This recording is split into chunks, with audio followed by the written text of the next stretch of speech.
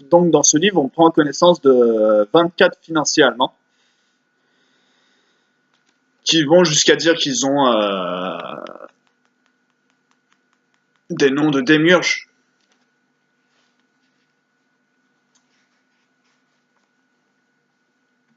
Qui sont les prêtres de Ptah, qui est un nom égyptien. Et ces 24 financiers, ce nombre 24, on le retrouve dans le livre de l'Apocalypse. Et tout autour du trône, il y a 24 trônes, et sur ces trônes, j'ai vu 24 anciens assis, vêtus de vêtements de dessus blancs, et sur leur tête des couronnes d'or. Donc moi, ma théorie, c'est de dire que, immortels ou pas, ces 24 entreprises sont les mêmes.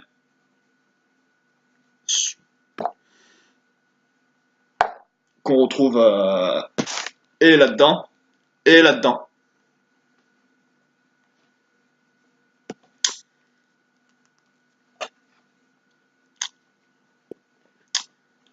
Mais aussi, on a pris conscience de certains adversaires qu'ils avaient, et notamment le Halifax,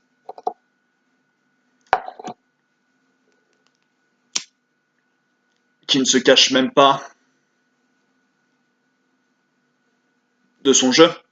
Il reprend le même nom et il publie des choses.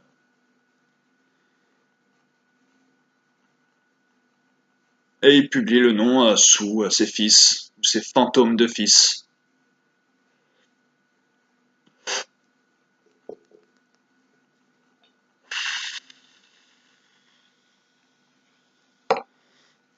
Et on a aussi connaissance d'un autre passage. À présent, le chancelier Schöchling est face à son moment d'opprobre ou de grâce. Va-t-il céder à cette machination médiocre et accepter l'ultimatum? Le corps est un instrument de jouissance. Celui d'Adolf Hitler s'agite éperdument. Il est raide comme un automate et virulent comme un crachat. Il écrira plus tard dans son livre de souvenirs qu'Hitler exerçait sur les hommes une emprise magique. Et il ajoute « Le Führer a attiré les autres à lui par une force magnétique. Puis les repoussait avec une telle violence qu'un abîme s'ouvrait alors que rien ne pouvait combler. » On voit qu'il n'est pas avare d'explications ésotériques, Schöchling.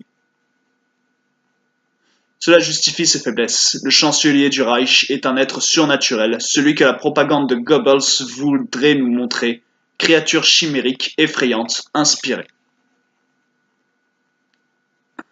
Le corps d'Hitler dut pénétrer les rêves et les consciences. On croit le retrouver dans les ombres du temps, sur les murs des prisons, rampant sous les lits de sangles partout où les hommes ont gravé les silhouettes qui les hantent. Ainsi, peut-être qu'au moment où Hitler jette à la fenêtre de Schöchling son ultimatum, au moment où le sort du monde, à travers les coordonnées capricieuses du temps et de l'espace se trouve un seul instant entre les mains de Kurt von Schöchling, à quelques centaines de kilomètres de là, dans son asile de Baleg, Louis Sutter était peut-être en train de dessiner avec les doigts sur une nappe en papier une de ces danses obscures. Des pantins hideux et terribles s'agitant à l'horizon du monde où roule un soleil noir.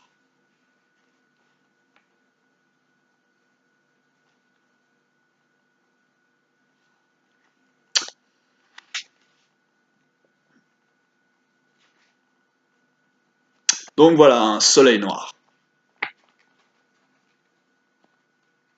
Dans ce passage, on comprend que le sort du monde, il est dépendant des coordonnées du temps et de l'espace. Donc le sort du monde se calcule.